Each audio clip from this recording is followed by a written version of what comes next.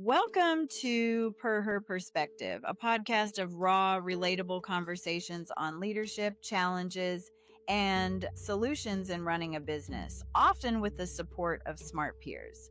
The show inspires business owners to grow, make bold decisions, and go bigger with confidence. I'm your host, Marla Noel. Let's get started.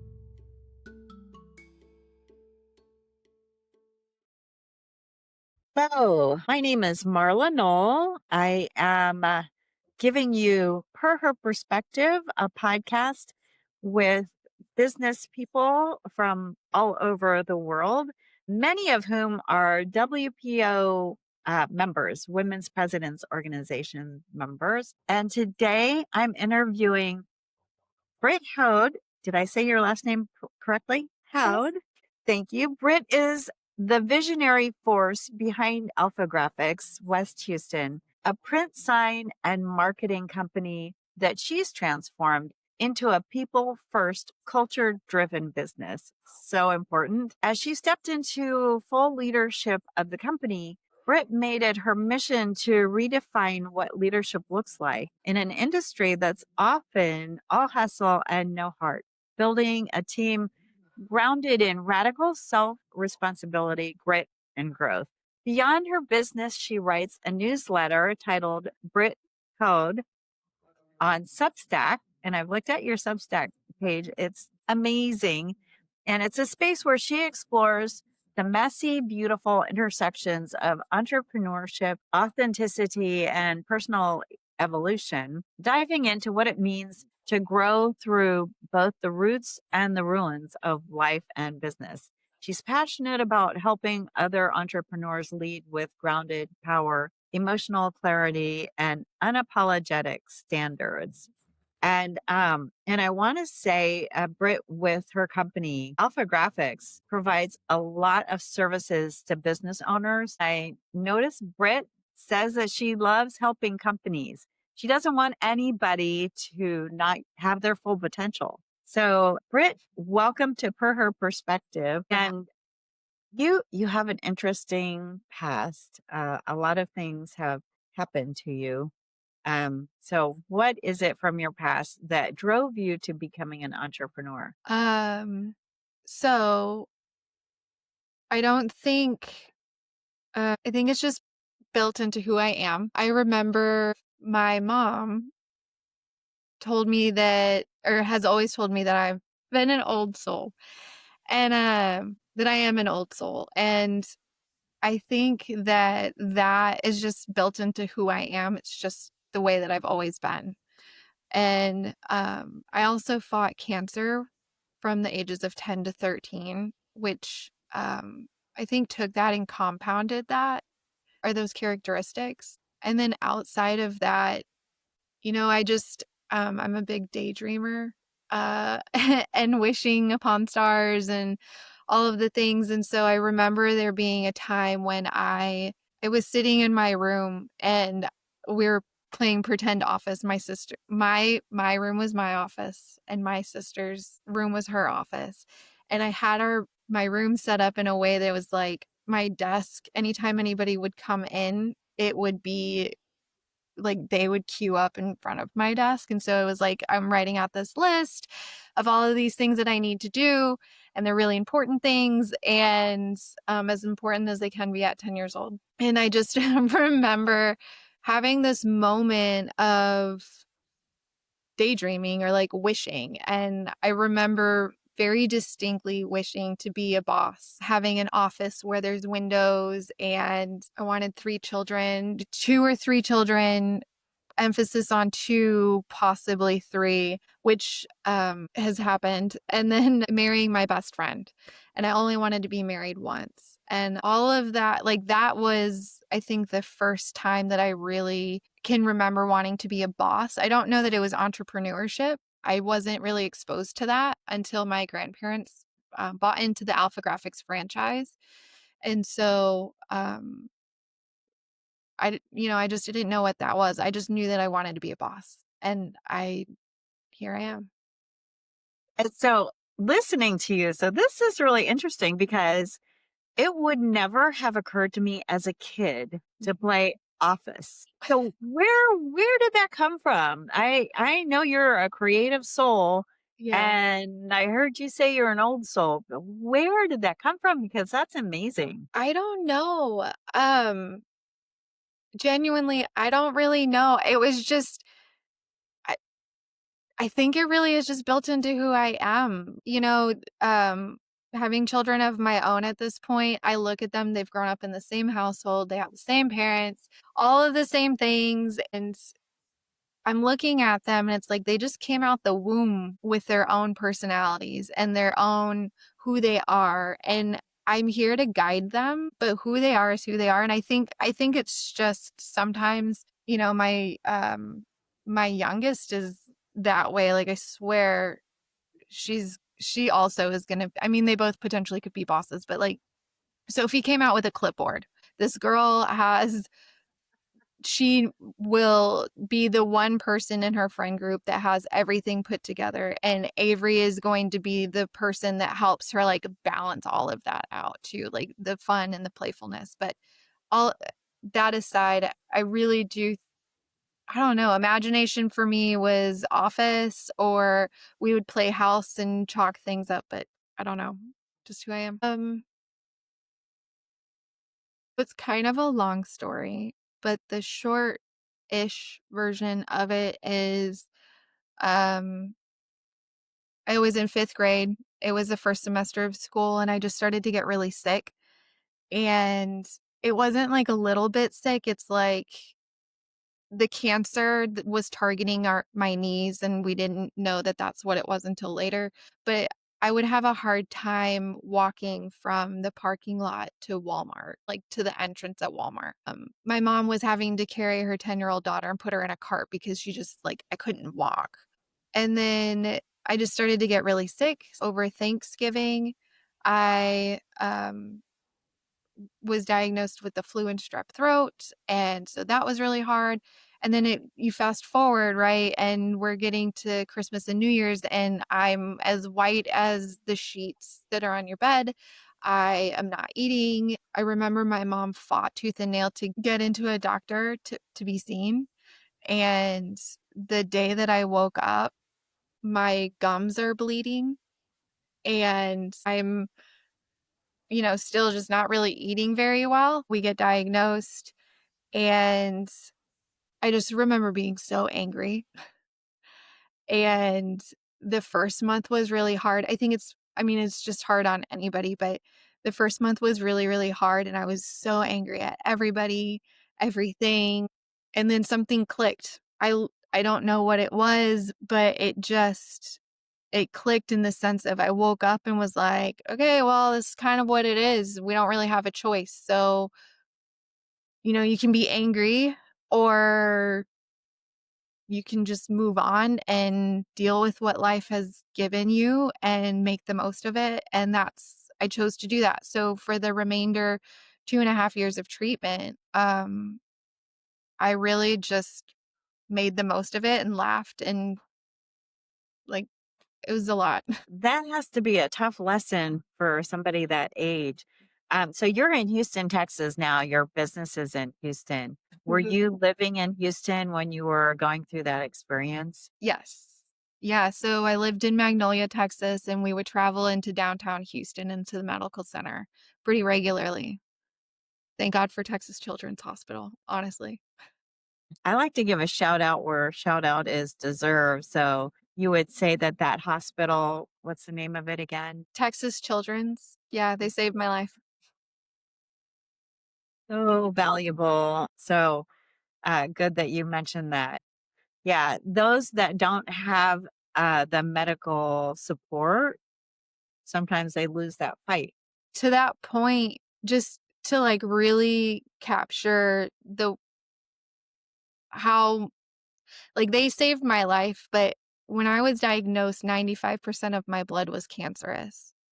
Um, and they kept my mom so calm when they were talking about, okay, this is what she has, this is what this is. And they never led us to believe that losing was an option. Like they set the tone and we followed. And so it was Like, yes, they saved my life, but I should have been like a walking coffin if I'm being honest, and they did so much, so yeah. Right. Just in everything about you, you seem to have an incredibly positive attitude. And I don't know if in addition to what you went through with cancer, what was another maybe positive thing that you did to get through your younger years? Um, Great question. Daydream? I love just dreaming of potential and exploring what's possible. Um, and I've always really enjoyed, like, creating stuff, so yeah. Just being that creative has got to help your what you do in business. I mean, you are helping business owners put together things for their marketing. You know, that I'm printing signage, mail, which still to me is like it's still a viable option. All of those things help business owners a lot. And I just wonder, how did you get into the business that you're in? I know you have a great story around it. It was an accident. Um, uh, Nobody grows up wanting to be a printer. So I graduated high school, moved down. So I'm from a small town in Wisconsin, 400 and some people. I went to the next town to go to school. Anyway, so there's not a lot of options from where I'm from. You can get pregnant, get married. There's just not a lot. And so I moved to Houston with the option of, or with the desire to become a nurse. Given what I had been through, I thought being a nurse practitioner was going to be really great. And so I moved to Houston, was going to school full time at night and then working part time at my grandparents' business, which was AlphaGraphics. And then it started to become full time. So full time night, school, and then full time working. And at some point, my grandfather pulled me aside and said, "You know, you're not really great with authority, and math really isn't your thing. And I know you want to help people, but I think there's better ways that you could do that with math not being your thing. Like, we don't want you to kill anybody." Which I got, I understood, and I really don't do well with authority. So that kind of began the journey of really working in Alpha Graphics. And then my husband and I met in high school, and so he moved down, and that opportunity was on the table. And so it was like, okay, let's make the most of this. And to be fair and honest, at that time, I was sort of burnt out on Alpha Graphics. I had spent the last 7 years in it, and life was changing a lot for me. But I took his lead and understood that it was a great opportunity for us. And so we took it on, and I've been here 16 years, and I've found like a second wind. Like, I'm really excited about what I'm doing because now there's so many things that I'm back to dreaming about. So, Tell me a little bit more about your grandfather. um, he is he has a giant heart. Um, he's also very old school and taught me a lot about work ethic, um, and about customer service. He spent 30 years working for corporate America and then decided he wanted to be home more. I mean, he was traveling all the time. He wasn't home for holidays or weekends or anything. His schedule was all over and the work that he was in. And so he just wanted something different. So he reached out to a bunch of different franchises and Alpha Graphics answered, and it made sense. It was the lifestyle that he wanted. And my grandmother bought in and worked side by side. And I think his attention to the customers was really successful for him. I mean, they put their entire retirement into starting, and within 6 months was able to take a paycheck, which from what I understand isn't very common. So, yeah, so he worked his butt off and they both did. And so, yeah. But I think you mentioned your husband. Are those children of yours? What age are they? Are they going to be running the business someday? You know, I don't know. They come in and they help, and help, I'm gonna say that word very loosely. They come in and they entertain, but they do help. You know, family-wise, my mom and my sister are there for a lending ear when I ask for perspective. I've only ever worked at AlphaGraphics. So straight out of high school, I worked at AlphaGraphics, and I've only ever worked for my grandfather and then myself. So I don't have a lot of experience outside of that, which is a blessing and a curse because I don't know what I don't know, so I can make it whatever I want. And then I don't know what I don't know, so kind of have to get educated on that. And perspective, right? So I asked my mom and my sister for a lot of that just because there's some things that I'm like, are you serious? This is what really happens? Or this is what people do? Or, and it's like, what? I don't understand. And my husband, for sure, I've learned a lot from him, what questions to ask, how to ask him. He's just really supportive, really a big cheerleader, really wants me to succeed, wants us to succeed, and has showed me discipline and some other things as well. Perspective. It's amazing how important that is. I know in running a business, I had an assistant, Mhm. and when things happened where I needed to be a little more sensitive, which I'm not, she would she'd come into my office and she'd say, Marla, this person is having a problem because of whatever. Or I think for the team, we need to help them. We had somebody die in the back hallway, and the whole company was upset. She told me we need to get grief support in here right now, and I did that. It's just having other people's perspective really helps when you're running a business because you don't know everything. And so, Yeah, yeah. my team is so phenomenal. Um, like I've learned so much from them, not just perspectives, but just in general. And I sometimes support looks like holding you accountable. Like they're quick and with love and respect to tell me like, hey, you missed the mark on this, or you could do better on that. And that means so much to me because I'm not, I don't want to have a God complex. And I think that I've seen that quite a bit in business. I don't want to walk around like just because I'm the boss means that I don't get held accountable. Like when I'm wrong, I want you to tell me I'm wrong. But also they encourage me and each other and, outside of family, like my team is amazing in that. I think a lot of business owners don't have that perspective. That's really valuable because they know they're on the front line when sometimes you're not. So it's good that you said that because wow, that helps you, I think, grow a lot more as a company and as a leader. Mhm. Um, so, what are one or two things that you feel made a positive impact on the growth of your company? The biggest thing I would say is energy. When you're excited about what you do, or when you're motivated, or your team feels inspired, your team feels excited about the goals, when they're excited about just like what they're working on, it makes such a big difference. And I will say that is the only thing that I can attribute to the growth of our company this year. I mean, there's other things too, right? You do the actionables, you do all the right things, the follow-ups, the this, the that, you deliver great products, great service. But I've also been in a season with our company where we were doing those things, but we weren't excited about it. So energy has made a big difference. That's a very valuable point because people, when they see you, they make assumptions about the health of the business. And Yeah. if you don't have that energy, then they're not going to have that energy. So that's a really good point.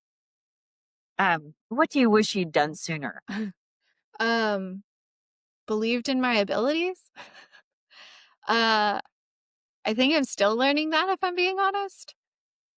Um, It's that imposter syndrome. yeah, I believe it. It can rob you of so much without even knowing it. And I've been working so hard and diligently on not giving my fear the voice, like the loudest voice in my head. I jokingly say this to my family, but it's like there's 12 of me in here And sometimes they're all really loud, and sometimes like I have to name them and be like, okay, it's not your turn. But that fear voice has been really loud for a lot of years. And it's wild how that prevents you from doing things. Like I just don't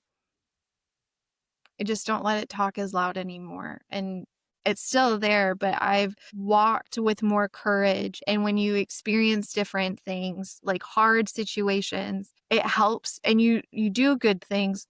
Okay. When you experience obstacles and challenges, that's what creates growth. If you're stagnant, then you're not going to grow. And it's through those obstacles that you also, what is it, like gain confidence. And with enough of those, you then become to be like, oh, I'm kind of a badass. Like I kind of do have this a little better than I thought I did. And then it's like, okay, well, if I got this, then there's no reason why I can't do that. And you just like, you get more bold and brave. You had mentioned that you want to be a writer, and Mm-hmm. I see that business I book back see. there. Ah, um, what type of book do you want to write someday, or have you already written a book, or part of the way into a book? I have not written a book, and I haven't even started anything like that yet. I actually, I have. I've started a Substack. And I like doing that right now because I've committed to doing it once a month, and that is with the intention of just trying to get my experiences out on paper. And eventually I think I'll go back and review those and maybe create a book, but I just want to be a really good storyteller through personal experience. And I think I have a lot of life experience right now at my age. Probably, I feel like I've lived an entire lifetime for some people. So I look forward to what the coming years have. And I'm hoping that in my 40s, I'll be in a place where maybe I can share some of that more. I would love to write a book, and maybe that's a goal for my 40s. But right now, I'm just embracing the life experience that I have and jotting it down in Substack and sharing that so that maybe when I come back to it, I can see it from that perspective. And then, as you grow older, the only value that comes with growing older is wisdom. And so maybe I'll be able to look back on that with some different wisdom and be like, okay, that 20 something or that 30 something year old me, like she kind of had it, but here's how I see it with older eyes now. How do people subscribe to your Substack? If you go to substack.com/Britt Houd, you're welcome to go and view that, and you can sign up there. Or if you've ever gotten an email from me from the Britt Houd email address at AlphaGraphics, there's a link there that you can just sign up as well. You know what? I'm learning from you. So I already can tell that when you write that business book, there's going to be a lot of good nuggets in there for any business owner. Speaking of, do you have any disciplines that you wish to share with others regarding good business management? Because you have been doing this a while and you've watched your grandfather. So you have a lot of experience watching business management and then running a business. So, what disciplines would you say are important? I think there's kind of the no-brainers with the financials and understanding what that looks like and running an efficient, productive business. The thing that I find that's been lacking is the leadership component, like the discipline of getting to know your team members, the discipline of being vulnerable with them is important. The discipline of just showing up as your true self. Like I don't mask what I'm going through. It's they know, and they can see that and help support me in the same ways that I can support them. It's very much a give and take. Speaking of challenges, what does new level, new devil mean to you? Uh, uh, so you hit a new level of growth or experience, which means it comes with different challenges. And that is so true. And I've actually been thinking about that quite a bit lately. Is the things that were working for us before just aren't working for us now. So we're having to put structure in places we didn't, checks and balances in place we haven't, as very much felt like the Wild West. And now putting order to some of these things, you don't realize how those challenges, like that different level, just expects so much more of you and your team or your process or anything. And it comes in such weird ways too. Like the challenges and obstacles and then making changes. Like in our proofing system, it was as simple as, hey, we're sending an estimate for approval. We're sending out a proof for approval. And without both of those being checked in green, like literally the green checkbox on our system, like we can't move forward. And that little change helps streamline so much of our communication and what to expect, and people understand like, oh, okay, this is it. And like there's accountability and ownership on all the sides. So yeah. This is not on your list of questions, but holding your holding your team accountable. How do you do that? I'm still learning that, if I'm being really honest. I'm just asking because there are a lot of business owners that never learn that. And Yeah. believe me, people say, "Well, my staff are just not accountable." And I'm thinking, you're the one that's supposed to hold them accountable. Yeah. So for us, we're really shaping what the lanes look like so that people know what they have ownership over. And then that helps me to understand where I can have talking points with the accountability. And sometimes it's just simple conversations. It doesn't have to be like an elaborate formal sit down. Like sometimes it's just in passing, but it's being able to have the conversations. And I'm not trying to be mean about it, but if they're able to do that with me too. Like, hey, Brittany, you were supposed to do this. Can you tell me like what happened? And I'm a people pleaser at heart. And so holding people accountable also feels uncomfortable because I don't want them to be mad at me, which is another thing in business, is that personal growth, you'll learn what you're good at and what you're not good at if you're being really honest with yourself. So even radical self-responsibility, being able to have that ownership, accountability to self has also been something I'm learning. Um, it's all working out.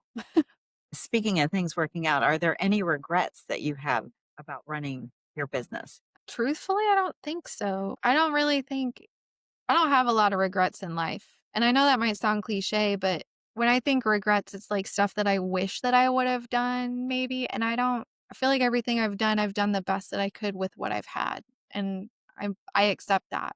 I wish more people would say that because it's so sometimes we're so hard on ourselves, and it's hard to run a business. It Yeah. is hard to run a business, and there are occasionally an employer or two that will say, "Well, why didn't you do this or that?" And it's like not knowing just how hard it is. Well, and you can't fault people for not knowing what they don't know, right? I like I said, I've done the best that I could with what I've had and with what knowledge I've had. And there's a lot to be said about giving yourself grace, because we're going to be really quick to tear ourselves down, which is a whole other obstacle in itself. Your employees, what they thought of you as a boss, what would they say? I would hope that they would say that I'm fun, but honestly, I think that they would just say that I lead from the heart, that we can all laugh together, and that they feel comfortable being here, and that it's an open format. Like it's not one way. It goes both ways. Yeah. Your employees are lucky people. I think from listening to you. And you're a member of WPO, Women's Presidents Organization. How long have you been in WPO? I started earlier this year, and I'm really was so happy to find it. Actually, it was recommended to me. I've been in other organizations, and I was just looking for community. Being a business owner, a woman business owner, I have a young family. My marriage is young, and there's a lot of hats to juggle. And so I just really wanted that relatability. And I was talking with a mentor of mine, and she was like, "You've got to check out this organization, Brittany. It's phenomenal. I'm there in our chapter. Like these women, they're doing so much." And it just made me realize, like, what am I sitting back doing? Like, I'm not doing. Basically, she felt like she wasn't maximizing her potential. And I was like, girl, if you're not, then I know I'm not. And so I love being in this room with these women who are so inspirational, and it's contagious, and they're supportive, and they're vulnerable, and they're real. And there's no topic off of the table. Anything can be discussed. And when I leave, I always feel rejuvenated.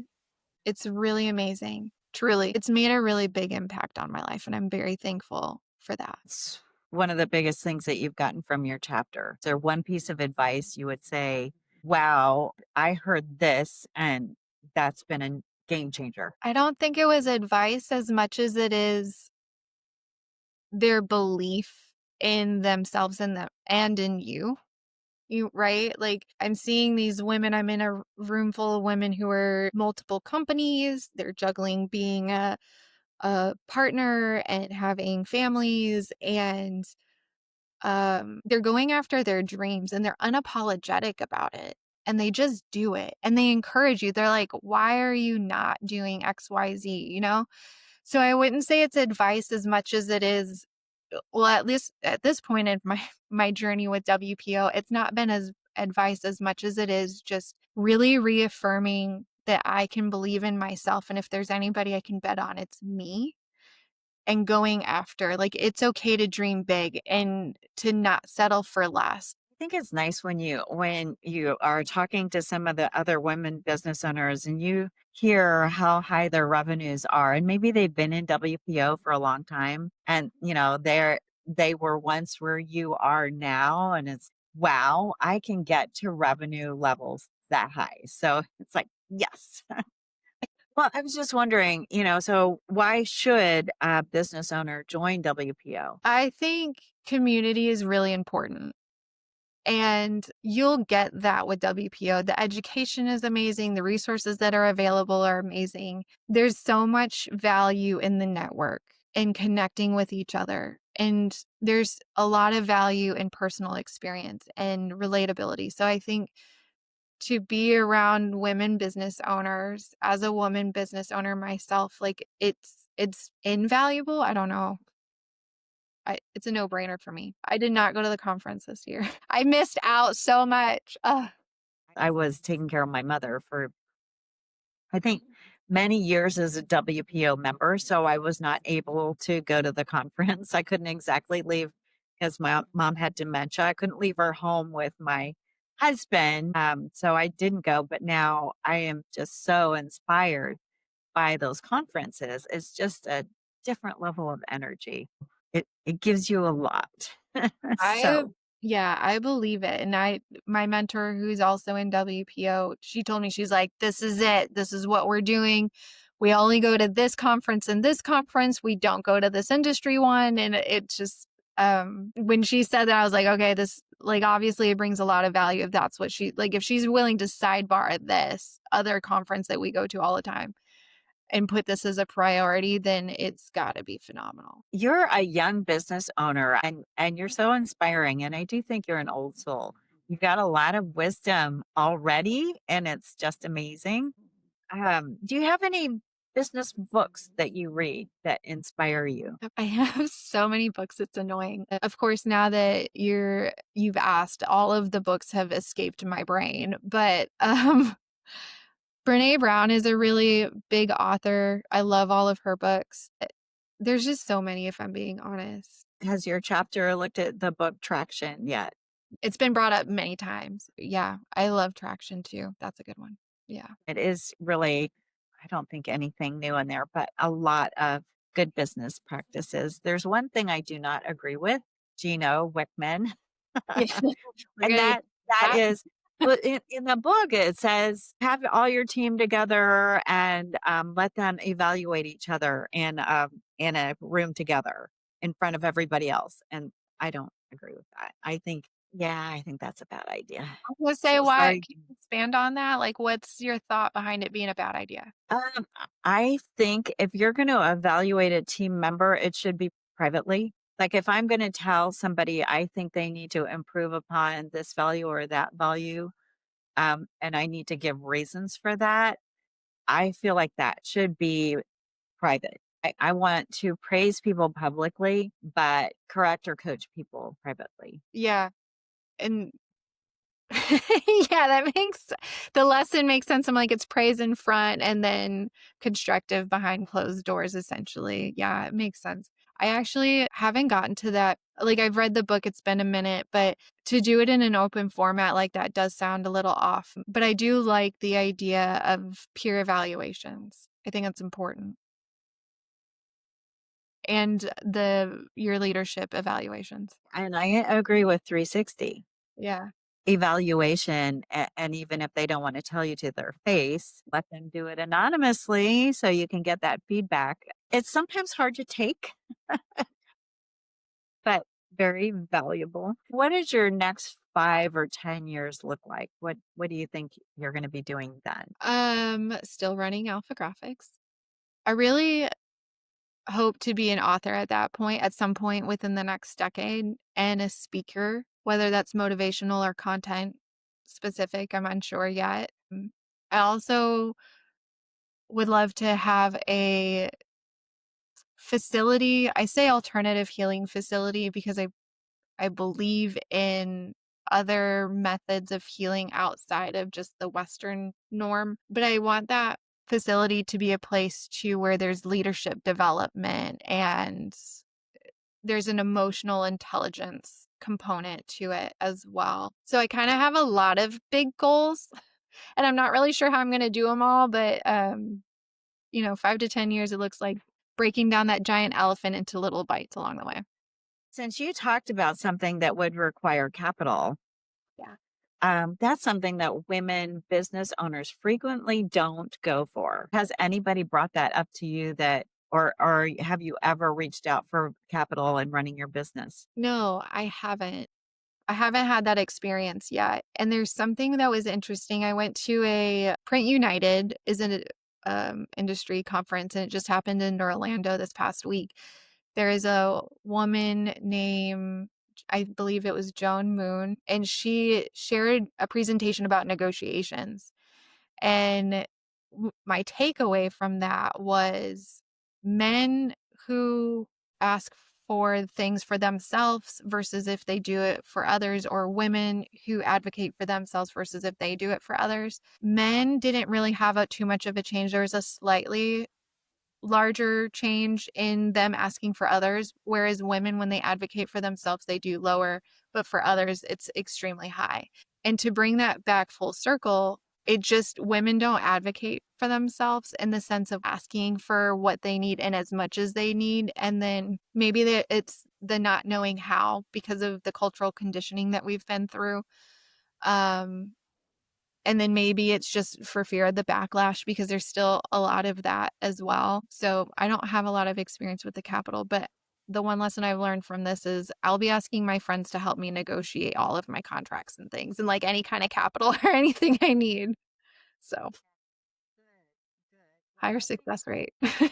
that you're looking at that now and thinking about that now because your dreams and what you've said are going to require some of that capital. So, yeah, you're working on it now, and that will definitely make a difference for 5 to 10 years from now. So, yay. Yeah, exactly. Great to have a chance to get to know you a little bit more and speak to you. And so, what question have I not asked you yet? I think you've done a really well job interviewing me, and I appreciate your time, and I don't know that I would have asked any other questions. You did great. Thank you. You're an easy person to interview just because you're very wise. You're obviously very smart. I think you'll be tremendously successful in whatever you do, and your positive attitude just shines. It just shines. So, thank you so much, Britt. And thank you for being part of Per Her Perspective. And I know I'm going to be hearing more from you in the future. So, Yeah, perfect. Thank you. thank you. You've been listening to Per Her Perspective. I'm your host, Marla Noel. If you enjoyed this episode, be sure to follow the podcast so you don't miss what's next. To go deeper, check out my book, Drama Free Management, a practical guide to moving teams from high drama and low performance to low drama and exciting results. To connect with me, visit my website, ocgrowthadvisors.com. Until next time, keep leading with purpose and perspective.